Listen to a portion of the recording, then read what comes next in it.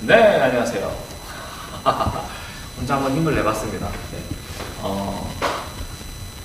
은사이와 함께하는 역사 이야기. 오늘은 우리 이제 사상 파트로 한번 넘어가도록 하겠습니다.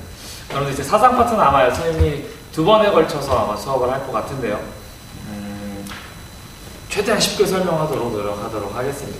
고려시대에 바로 수업 들어갈게요. 네. 고려시대에 대표적인 사상을 2가지 이야기해봐라 라고 한다면 우리가 불교와 유학이라고 하는 것을 뽑을 수가 있습니다.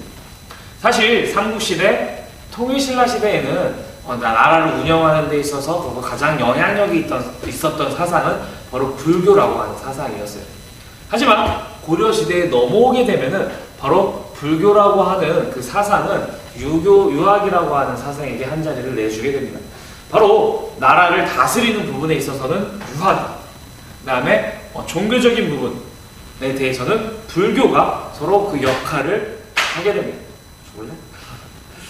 우리가 그래서 유학을 시국의 도다라고 하죠. 나라를 다스리는 그러한 사상이다라고 해서 고려사회 나라를 운영하는 데 가장 영향력을 주는 사상이다라고 여러분들이 생각을 하시면 되겠습니다. 그래서 유학이 고려시대에 어떻게 변해가는지에 대해서 한번 살펴보도록 하겠습니다. 초기에는 이제 광종이라고 하는 임금 노비안건법으로 유명하죠. 호족을 견제하기 위해 노비안건법을 실시했던 왕인데요. 광종은 자신의 세력을 키우기 위해 과거제라고 하는 것을 시행을 합니다. 과거제는 바로 이 과거제를 통해서 시험 보는 과목이 바로 유학과 관련된 과목들이에요. 그러다 보니까 자연스럽게 유학이 발전을 하게 되죠. 그리고 성종 때는 유학 과거를 통해서 올라온 유학자인 최승로라고 하는 사람의 시무 28조를 받아들여서 유교적 통치 이념을 정립을 하고 그 다음에 국가 최고 교육기관으로서 유학을 교육하는 바로 국자감, 그렇죠? 기억하죠? 감작국을 둠으로써 유학이 이제 조금씩 고려사회에 영향력을 주게 됩니다. 이러한 유학이 시간이 지나면서 더욱더 영향력을 주게 되는데요. 고려 중기사회, 문벌귀족이 다스리는 사회로 넘어가게 되면 유학은 더욱더 발달을 하게 되죠. 특별히 이 시기가 되면 사학이라고 하는 게 발달을 하게 됩니다. 사학은 뭐냐면 여러분 쉽게 말해서 사교육이라고 생각을 하면 돼요.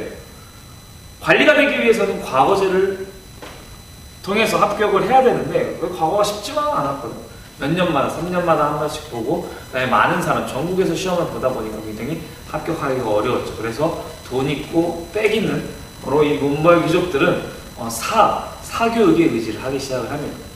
특별히 학원이라고 생각을 하면 되겠죠. 요즘 말로 사학, 유명한 12개의 학원이 생기는데 그게 바로 사학 12도라고 합니다. 이렇게 오늘 목이 잠기지. 네. 그리고 가장 유명한 게 최충의 문헌공도라고 하죠.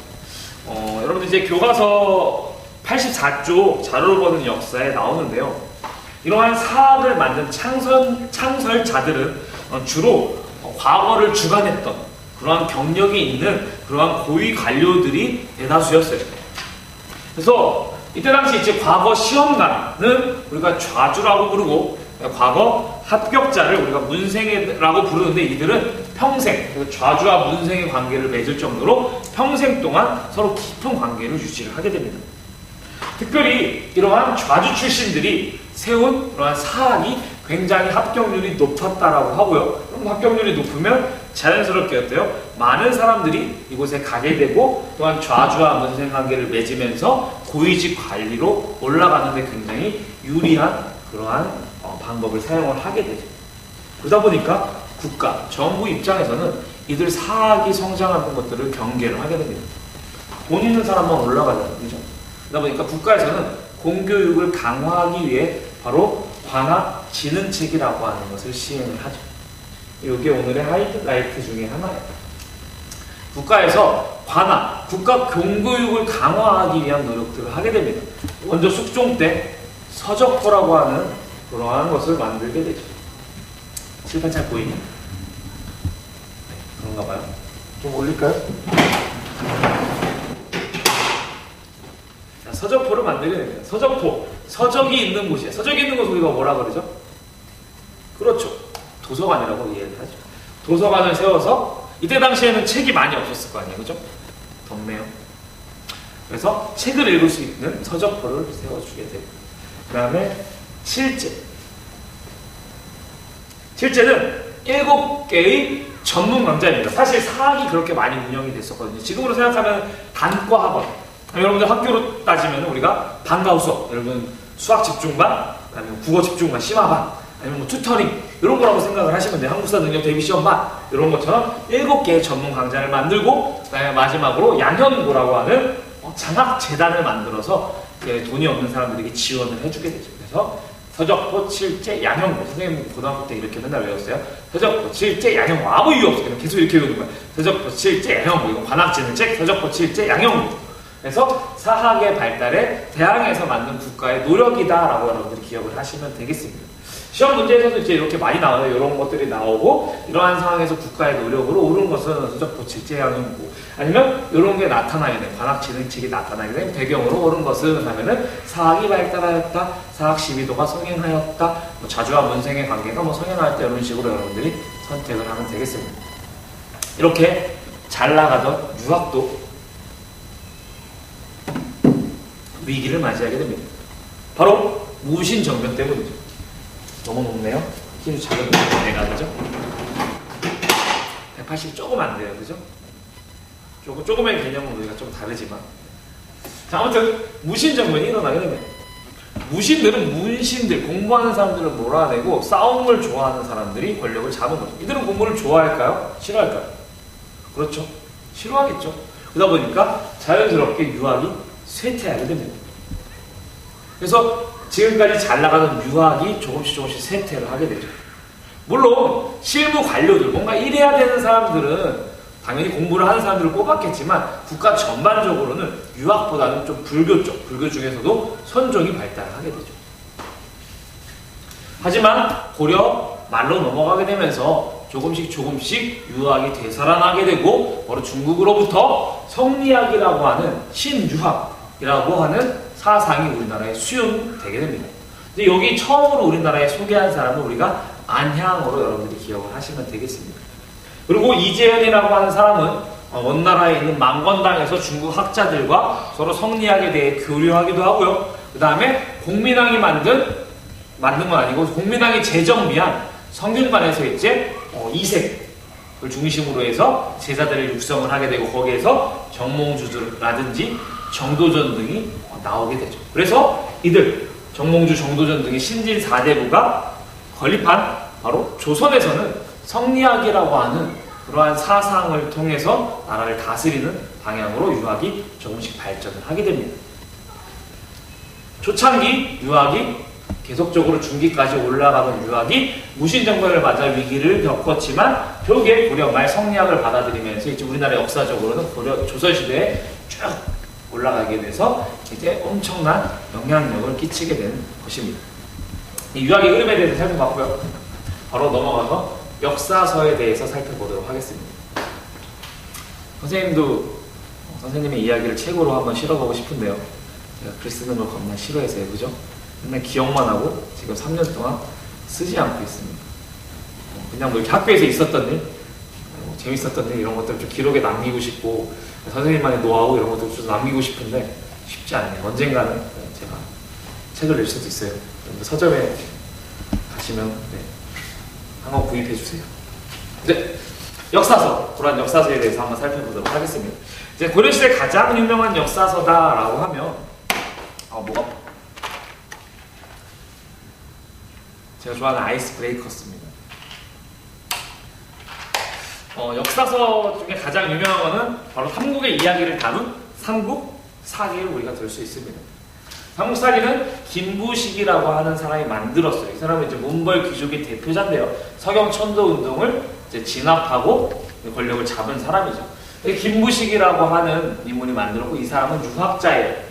이 사람은 경주 김씨 사람으로 이 삼국사기를 만들 때 굉장히 이제 고구려 백제 신라의 이야기를 다루는데, 다룰 때 신라를 중심으로 해서 많이 다뤘죠. 신라의 양도 많고, 신라가 통일했다라고 하는 이유 때문이었겠죠. 그리고 자신도 경주 김씨고요.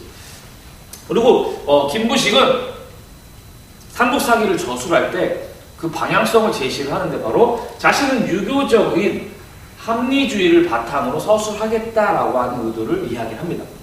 유교적인 관점을 가지고 합리적인 이야기만 역사 서술로 남기겠다라고 하는 거죠.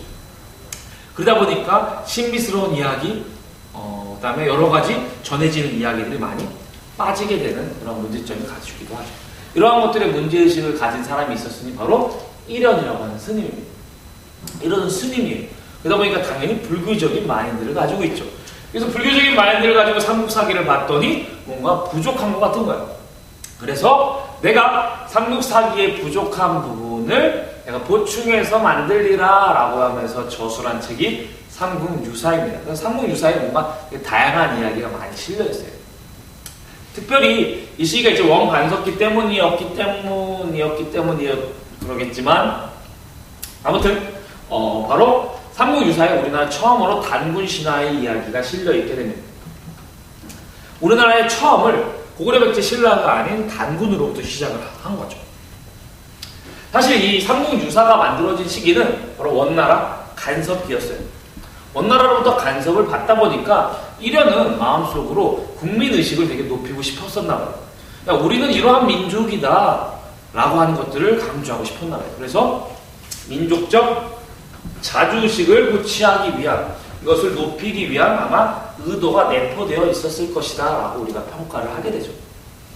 그래서 이 단군으로부터 시작된 것과 바로 원간섭기에 저술된 것을 통해서 원민족적 자주의식을 높이려고 했구나 라고 우리가 추론을 합니다. 이와 유사한 책이 하나 더 있는데요. 바로 제왕운기라고 하는 책이 있습니다. 이거는 이순유라고 하는 사람이 만든 책으로서 이건 역시 단군으로부터 우리나라의 역사를 시작하고 있고 그 다음에 원간섭기에 만들어졌다라고 하는 그러한 공통점을 가지고 있죠. 마지막으로 하나만 더 살펴보면요. 바로 동명왕편이라고 하는 책도 있습니다. 이규보라고 하는 사람이 만들었고 이건 동명왕, 그죠? 그러니까 여러분들 고구려와 관련이 있구나라고 여러분들이 생각을 하시면 되겠죠. 바로 고구려 계승의식이 내포되어 있는 그러한 역사서다라고 생각을 하시면 될 것 같습니다. 사실 뭐 고려하면 여러분들 굉장히 문화재가 많아요. 문화재는 여러분들 각자 한번 살펴보시고요. 대표적으로 이제 뭐 고려 대장경, 8만 대장경이죠. 8만 판이 있고 그 한 글자 한 글자를 새길 때만 3번씩 절을 했다라고 합니다. 이건 역시 원나라가 우리나라가 원나라에 항쟁할 때 우리나라의 민족의 의식을 높이기 위해서 만든 그러한 것이고요. 그 다음에 뭐 상정, 보금, 예문, 목판, 금속활자로서 세계 최고 가장 오래된 금속활자 본이다라고 이야기를 합니다. 1, 2, 3, 4년에 만들어졌는데요. 외우기 쉽지? 현재 존재하지는 않습니다. 이거 찾으면 이제 우리 떼돈 버는 거죠. 찾으러 갈까? 그리고 직지심체요절 1377년 청주 흥덕사에서 가능한 직지심체요절로서 금속활자본으로 세계 최고의 금속활자본으로 인정을 받고 있고요. 지금 프랑스 파리, 그죠? 프랑스에서 프랑스 소유로 되어 있는 것이 바로 직지심체요절입니다. 교과서 보시면 여러분들 뭐 이제 건축 양식도 있고요. 그 다음에 도자기, 불상, 그다음에 탑 이런 것들도 있거든요. 그래서 여러분들 그런 것들도 그림과 함께 한번 확인하시면 큰 도움이 될 것 같고, 이런 파트는 문화재 파트는 항상 능력 시험에서 굉장히 많이 나오니까요. 꼭 확인하고 넘어가셨으면 좋겠습니다. 우선은 요 유학 파트와 역사서의 파트에 대해서 한번 살펴봤었고요. 우리 다음 시간에는 불교 파트에 대해서 한번 살펴보고 본 다음에 여러분들 우리가 고려시대가 아마 끝이 날 겁니다. 그러니까 여러분들 끝까지 화이팅 하시기 바라겠고요. 안녕.